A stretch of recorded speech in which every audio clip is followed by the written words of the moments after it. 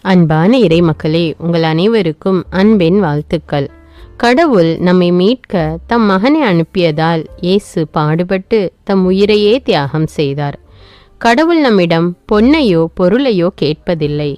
அவர் நம்மிடம் எதிர்பார்ப்பது தூய மனம்தான். பரிசுத்தம் இல்லாமல் கடவுளை தரிசிக்க முடியாது. தேவனுக்கு தம் உடலையும் உள்ளத்தையும் ஆன்மாவையும் அர்ப்பணிப்போமா? அர்ப்பணத்தின் அடையாளமாக கடவுளுக்கு நன்றி கூறுவோம். தயவு செய்து தினமும் நன்றி கூறுங்கள். மற்றவர்களையும் நன்றி கூற ஊக்கப்படுத்துங்கள். முடிந்தால் இதை மற்றவர்களுக்கும் சொல்லுங்கள். உயிர்காக்கும் தேவனுக்கு அனுதினம் நன்றி மாலை. தூயவரே நன்றி அப்பா. விண்ணக தந்தையே நன்றி அப்பா. மீட்பரே நன்றி அப்பா. தூய ஆவியே நன்றி அப்பா. இருக்கின்றவராக இருக்கின்றவரே நன்றி அப்பா. ஆராதனைக்குரியவரே நன்றி அப்பா. எங்கும் நிறைந்தவரே நன்றி அப்பா. என்றும் வாழ்பவரே நன்றி அப்பா. இனியவரே நன்றி அப்பா. உன்னதமானவரே நன்றி அப்பா. ஒளிமயமானவரே நன்றி அப்பா. உயிரினும் மேலானவரே நன்றி அப்பா.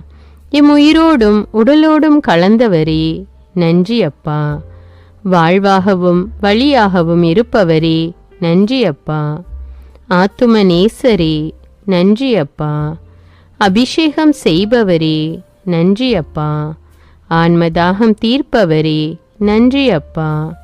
ஆசீர்வதிப்பவரே நன்றி அப்பா. அருட்பெருஞ்சோதியே நன்றி அப்பா. கண்ணீரை துடைப்பவரே நன்றி அப்பா. அரவணைப்பவரே நன்றி அப்பா. அற்புதரே நன்றி அப்பா. பாதுகாப்பவரே நன்றி அப்பா. நன்மைகள் செய்பவரே நன்றி அப்பா. அன்பின் பிறப்பிடமே நன்றி அப்பா. கருணையின் இருப்பிடமே நன்றி அப்பா. காலையில் கண் விழிக்க செய்பவரே நன்றி அப்பா. வேதனைகளை மாற்றுபவரே நன்றி அப்பா. கண்மணி போல காப்பவரே நன்றி அப்பா. வாக்கு மாறாத நேசரே நன்றி அப்பா. உலகின் அதிபதியே நன்றி அப்பா. நீதிபதிகளுக்கெல்லாம் மேலான நீதிபதியே நன்றி அப்பா. நோய்களை குணமாக்குபவரே நன்றி அப்பா.